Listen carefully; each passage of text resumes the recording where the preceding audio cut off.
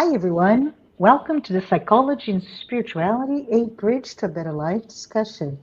I'm your host, Marcia Trajano, and with me are Dr. Anahy Fonseca and Jussara Korngold. Hi, everyone. If this is the first time you're watching this podcast-like program, please note that our program, Psychology and Spirituality, is a program with weekly talks and based on the works by Joanna de Angelis. We're here to offer a conversation, but also a safe space to confront, compare, correlate, and expand spirituality concepts from a psychological lens. Today, Dr. Anahy Fonseca and Jussara Korngold will discuss some topics around meaning and the search for meaning, right? But before we start our conversation, I'd like to recognize the organizations that are sponsoring this program: Mansão do Caminho, United States Spiritist Federation, the International Spiritist Council, and Mansão do Caminho in Brazil. I'm sorry if I repeated myself here. But I ask you that please make sure you hit subscribe if you haven't already done so. And if you'd like to check out other channels or more information, please do so by reaching www.spiritist.us. If you have any questions, if you have any feedback, any comments, please write them in our chat, and we'd love to hear from you. In any case, I'm here to say hello again and really interested in talking about issues from that perspective, or what we need, right? What do we need to achieve perhaps a sense of well-being that can be maybe balance, peace, love, a sense of fulfillment, a sense of self. And as I go through that, I wanted to open our conversation by reading a paragraph from Joanna de Angelis' book that I'd love for all of you to have access to. But in any case, Joanna de Angelis writes the following: the individual possesses, even if unconsciously, the germs of the ethical sense of earthly existence. Spark of the divine psyche, that is, it carries within the depths of the self this embryo that develops in direct proportion to the predominance of knowledge and emotion over primal instincts, making room for reason, discernment, and evolution. As its march is ascensional, each step taken signifies a new experience that incorporates into it, enabling it to face new challenges. My question to both of you: how do we lose ourselves in this existential and ethical sense? Anahy, what are your thoughts? Well, first of all, hello everyone. It's a pleasure to be here among friends again. And wow, we are always amazed with Joanna's ways of putting so beautifully, bringing to us all this knowledge. So let's connect to what you said, Marcia. We are sparks of the divine psyche. That's so beautiful. So we know that we belong to the divine psyche, right? And look what it says, that the germ of the ethical sense of earthly existence. So I was among some colleagues some days ago in a discussion, and other fellow psychiatrists were wondering from where this evil malignance comes from. From where does it come? That makes us go to wars and to feel apart from each other, all this competition, things like that. And Joanna is saying that the germ of the ethical sense of earthly existence. So we have all, this germ of the ethical sense. and this spark of divine psyche within us. Yes. But she urges us that, and she says that we carry within the depths of the self, remembering that self, capital S, Jung's concept of the self, but that Joanna expands the Jung's concept to say that the self is our spirit, right? Mm-hmm. Our immortal spirit, our spiritual experiences during our evolutionary process. So, of course, there is an embryo that needs to grow, right? In this beautiful sentence that Joanna talks about. And she says that it is in the development is in direct proportion to the predominance of knowledge and emotion over primal instincts, Mm-hmm. making room for reason, discernment, and evolution. Because sometimes I hear people saying, okay, so if we are sparkles of the divine psyche, we come from this divine source that we all call God, or the Mm-hmm. transcendent one, creative source of the universe, however people want to.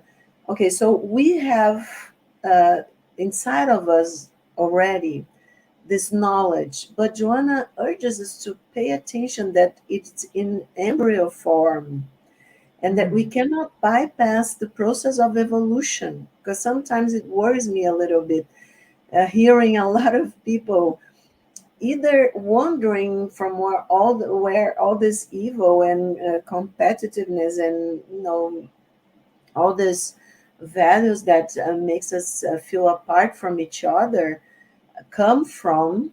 But at the same time, other people saying it's like, an imbalance nowadays, a paradoxical, it's a paradox that some people are saying, okay, we are part of the divine consciousness, so Mm-hmm. we already have the divine consciousness. Let's just manifest it.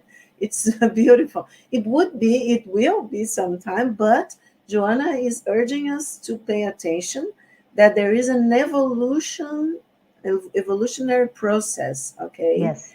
And then we have to overcome first, step by step, primal instincts to make room for reason, discernment, and go on in the process of evolution.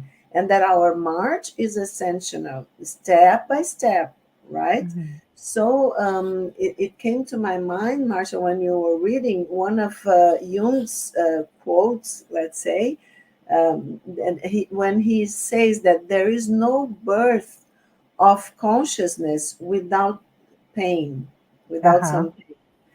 Okay, we are not going to, at least in one incarnation, to illuminate ourselves.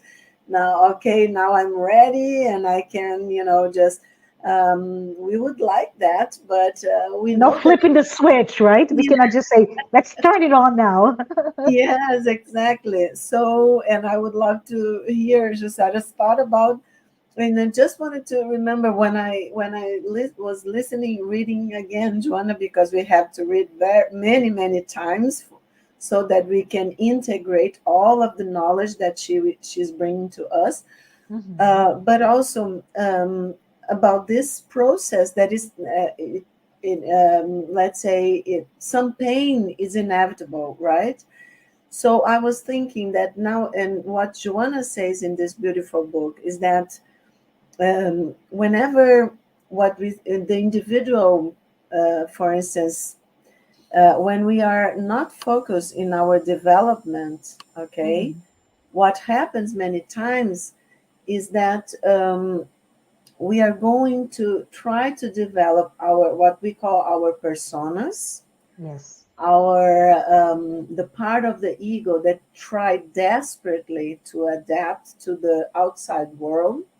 Mm-hmm. And this is very important because so the ego is totally focused on adaptation to the Yes. outside world.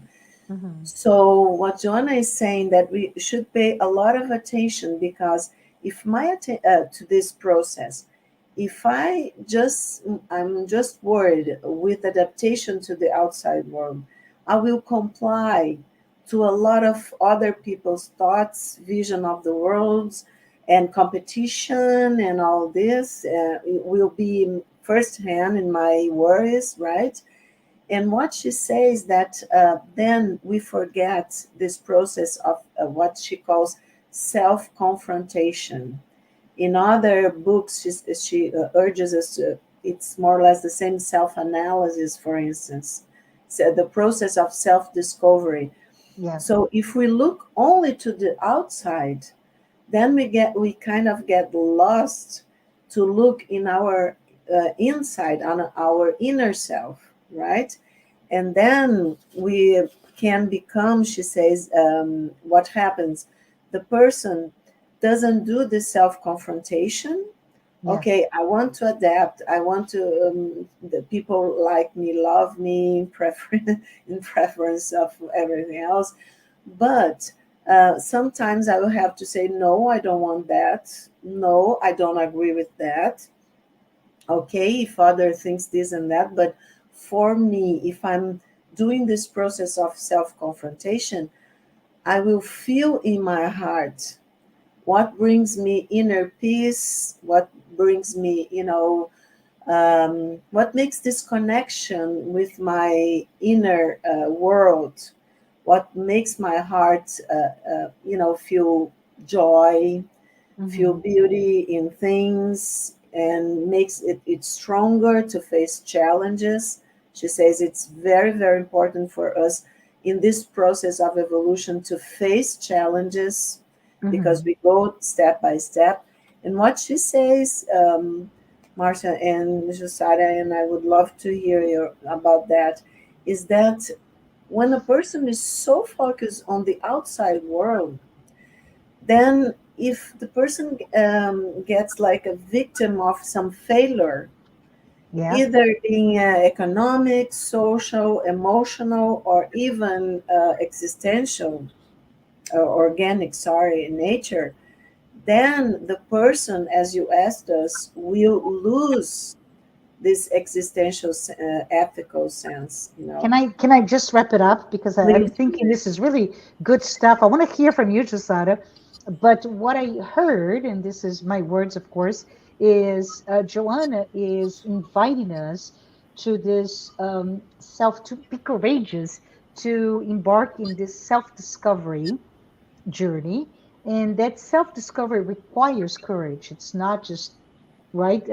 I can do it, and you just start. It takes a lot of courage because, of course, there are many issues that I think maybe we can talk later about escape mechanism or how we hide from ourselves. Why? Why? Root cause being perhaps in our egoic construct to adapt to the demands of the outside world, we spend, as everybody should, time or energy developing this persona, right? That is successful. And success only from a egoic uh, perspective is material. It's success in the maybe bio and social sphere. So I am organic, I'm a human being, so I need to meet successful by being physically well, by being healthy, etc. And the social aspect is all my interrelationships, which unfortunately perfect storm, right? We are looking at the world from a material lens only, biosocial lens.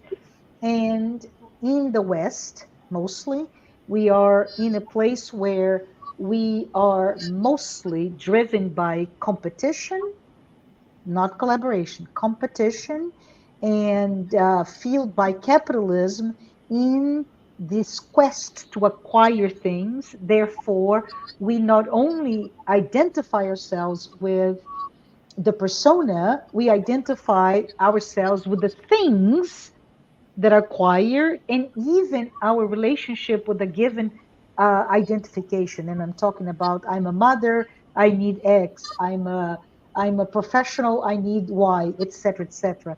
So from all of this, regardless of good or bad, there is this element which is no matter how successful you are, all of us will fail, right? All of us will fail. And now we are falling into the notion of an existential and ethical lack of meaning, if you will, because we have not spent or invested energy in becoming spiritual and psychologically mature.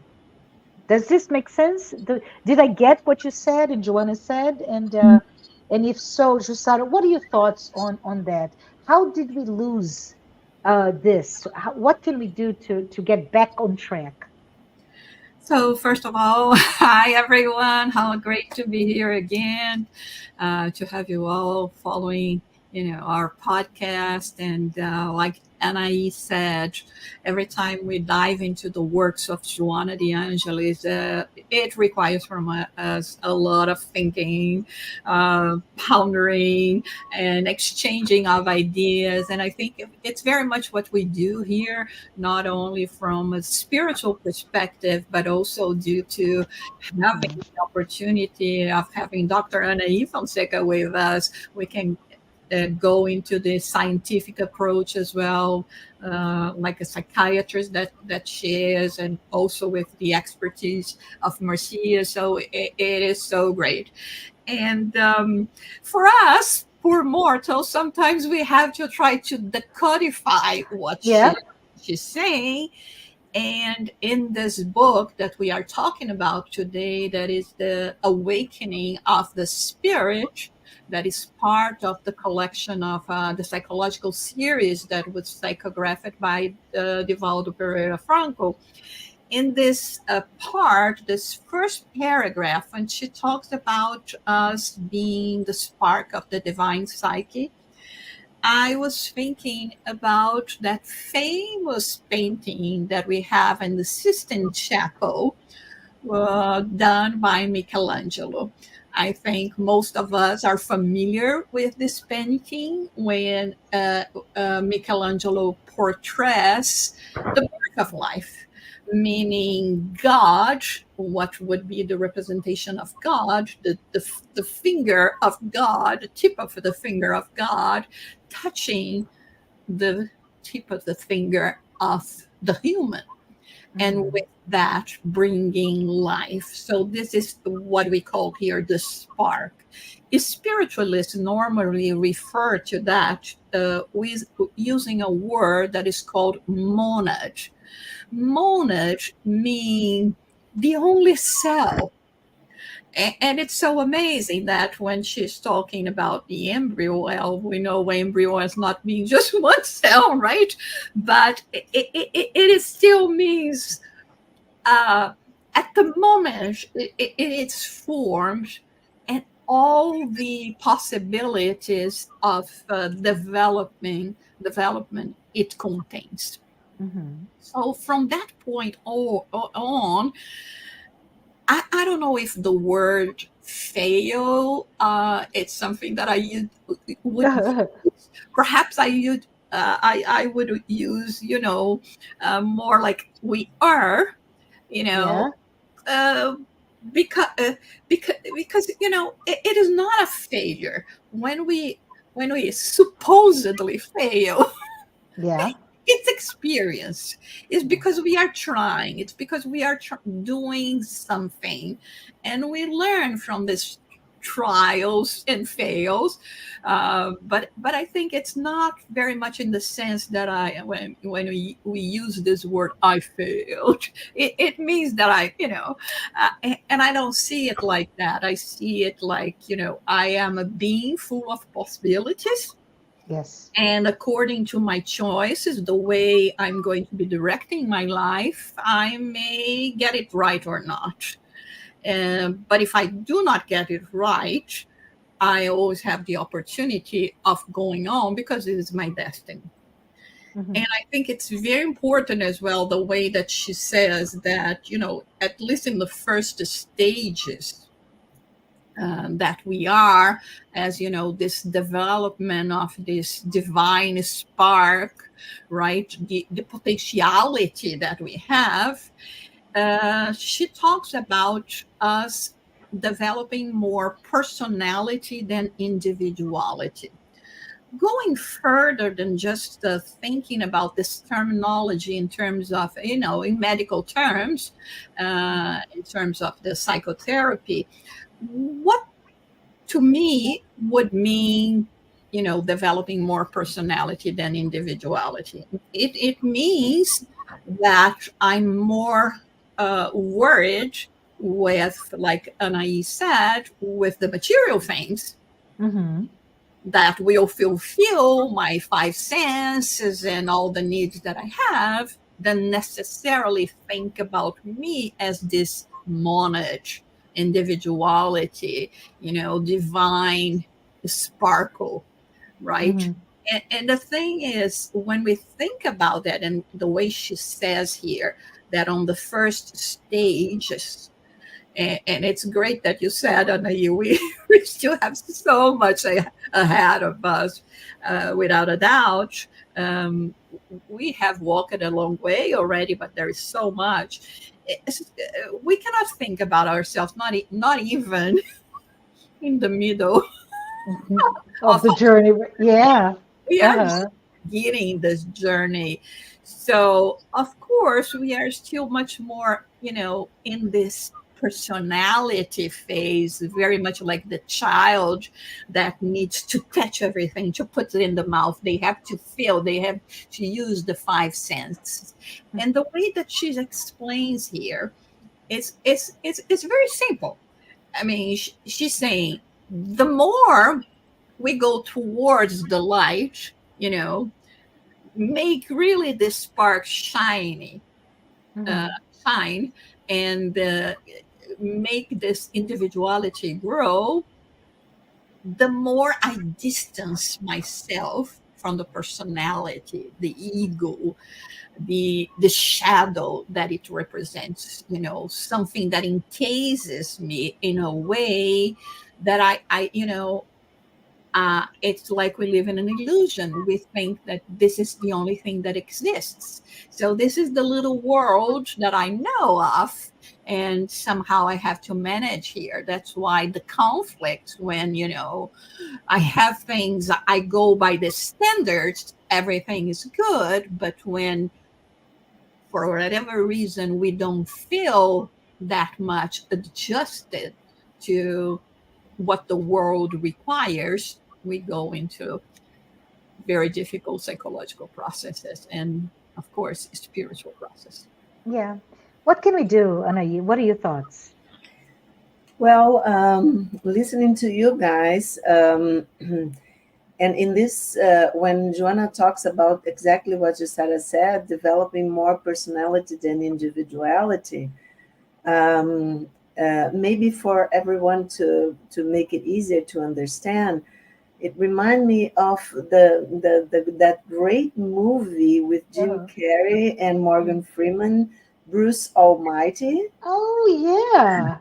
So for those that don't know, right, Bruce Almighty was a movie that came out, 2 decades ago, uh, a little bit more than 2 decades ago, and it's about of right the idea of the divine in a comedy sense. I love it. I love that you're bringing that up. But how does it talk to you? How does this plot about a man that wants to complains, right, complains about how life is not going as it should, and then God allows him to be God for 1 week, and of course that's the plot of the movie. Tell us about it, Anahi.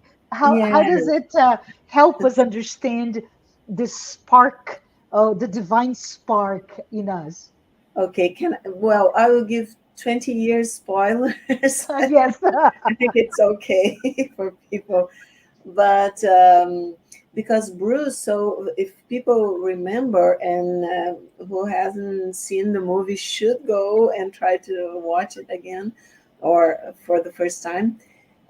Because it's exactly what Joanna says. The character Bruce, okay, the main character, he wanted to be, I think, TV anchor or something. He wanted to be the guy in his TV show and whatever.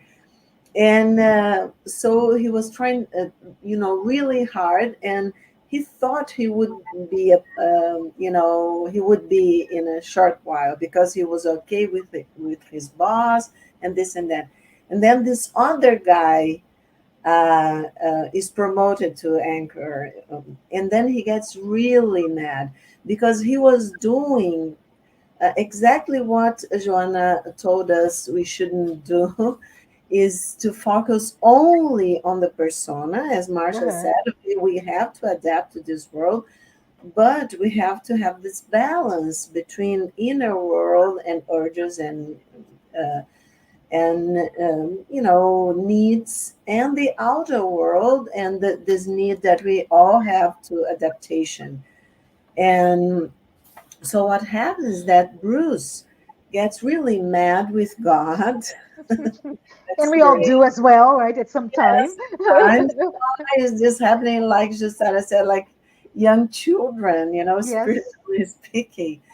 And then, well, God appears to him like the wonderful Morgan Freeman, and then challenges him. Okay, if you say you could do better, then do better.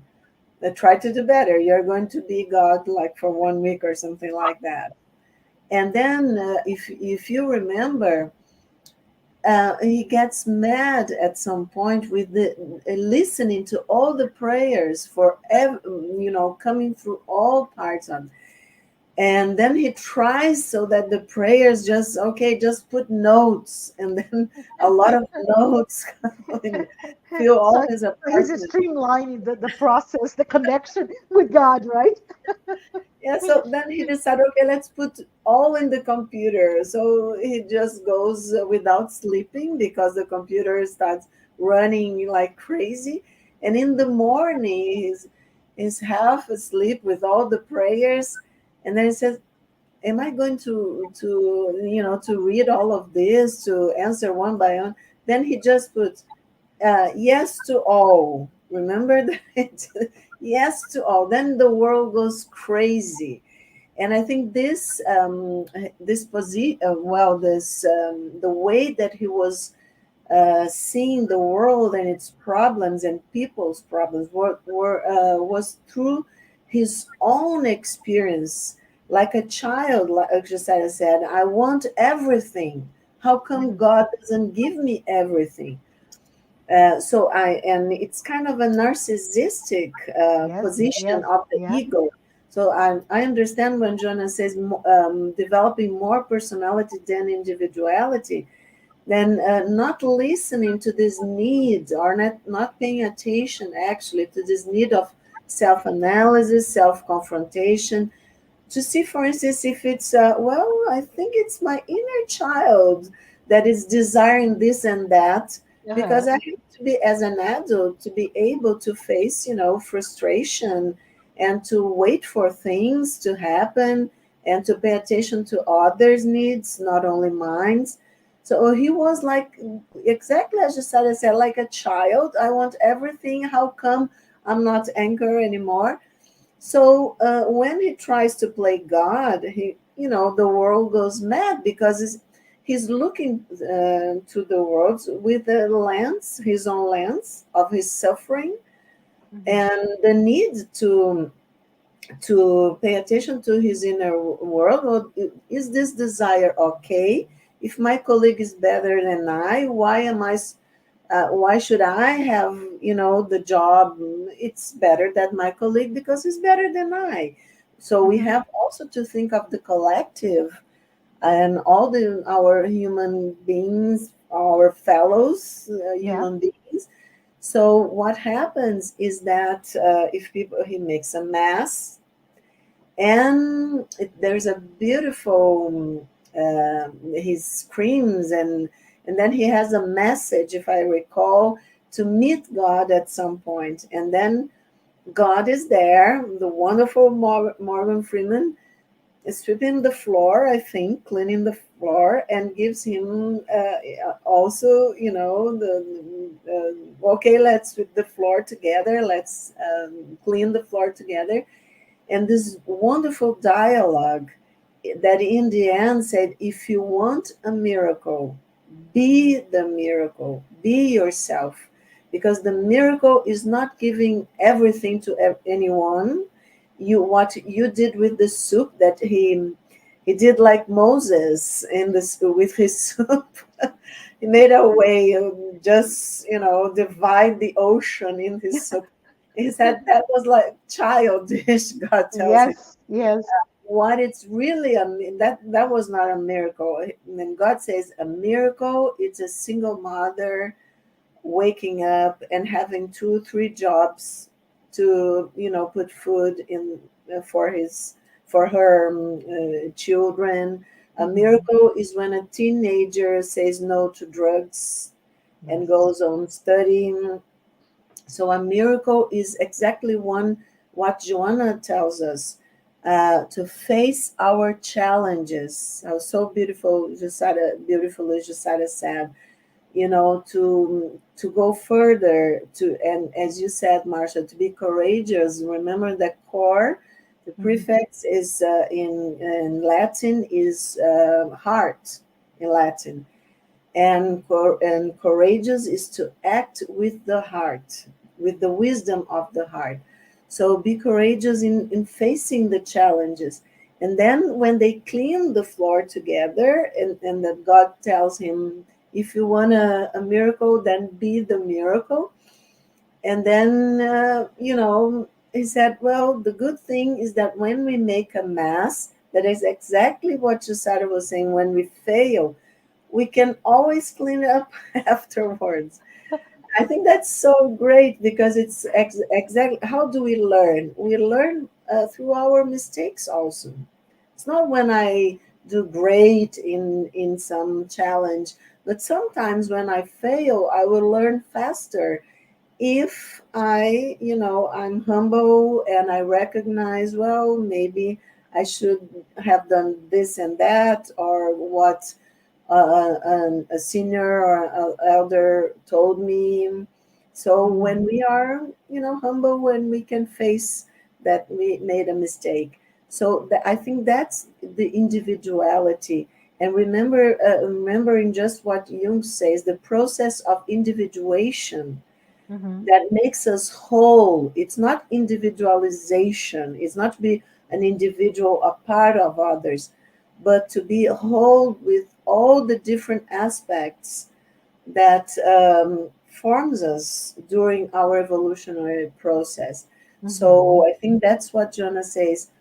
Not so much personality, not so much ego. I want this, this, and that, like Bruce, Yes. and more wholeness, more acceptance of everything that we are, to be truth to ourselves.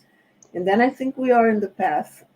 But let's think about it, because I want to go back and push both of you to talk a little bit more on the topic at hand, which is the search, right?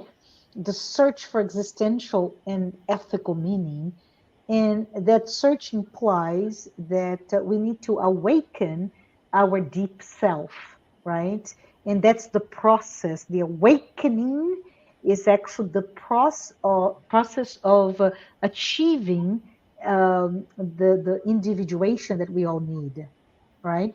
But can we talk a little bit about, maybe perhaps are there techniques, are there tips, are there some insights that we can talk here about the process to make it easier for us to really look into this emptiness that I carry, right? This existential emptiness that I carry, and look for ways to attain or address or be courageous enough to look into that. Well, I will ask Jussara, maybe we can divide, because Joanna, exactly, she talks about two Mm. techniques, let's say. Oh, awesome. And I Mhm. think one maybe I can talk, and then the other maybe Jussara, because it fell pretty well in our both our experiences, right, Jussara? Because she talks about psychotherapeutic techniques in this Mm-hmm. chapter for this loss of existential ethical sense, when we lose ourselves from this sparkle of the Mm-hmm. divine effect that is when we get stuck in the personality and we kind of lose ourselves of our individuality. And one of them, that it's Mm-hmm. pretty much what we do in psychotherapy, for instance, she talks about a biographical study. I think it's very important of of ourselves, of our individual, even writing a diary, she says, Mm-hmm. so that we can revisit the journey in order to identify the origins of our conflicts and complexes. So it's not And that difficult, right? It's we can do psychotherapy, but you can also start journaling on what is going on. What are my source of conflicts? Why do I feel the way I do? yes, exactly, because in psychotherapy we talk about what since Freud we call like talking cure. Mm-hmm. And I think in a lot of spiritist centers and spiritualists, or even in churches and temples with the spiritual leaders, whenever a person, or even among friends, but if we are connected to this focus on myself, on Mm-hmm. trying to think about my journey, but when I talk to someone with this in mind, okay, there will be a process of cure, more or less intense, depending on the situation. Because when I'm talking about my process, trying to find where does this conflict, this bad feeling, this depression or anxiety comes from, and which behaviors can I trace back in my life, or situations where I felt the same that I'm feeling now, even if with the different people.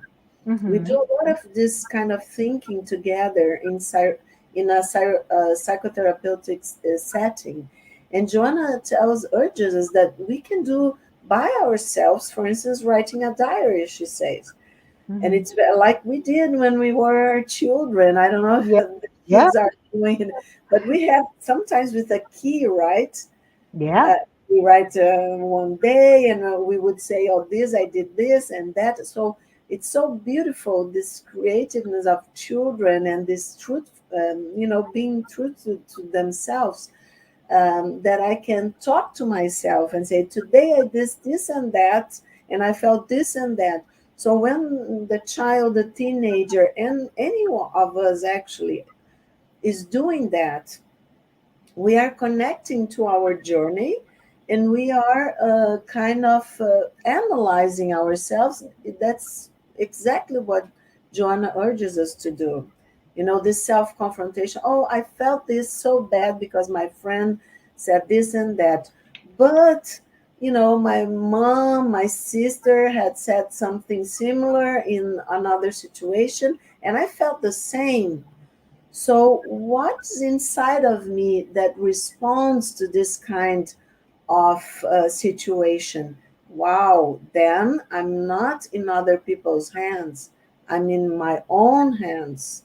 No And longer I'm, victimized, right? And I no longer yes, becoming a peon of external events, but how do we control our emotional response to whatever is out there? Hmm. exactly. And just to finalize, Joanna says our complex is being like subpersonalities Yeah. within our personal unconscious, that she says we must integrate them. So we must accept, recognize their existence and accept them.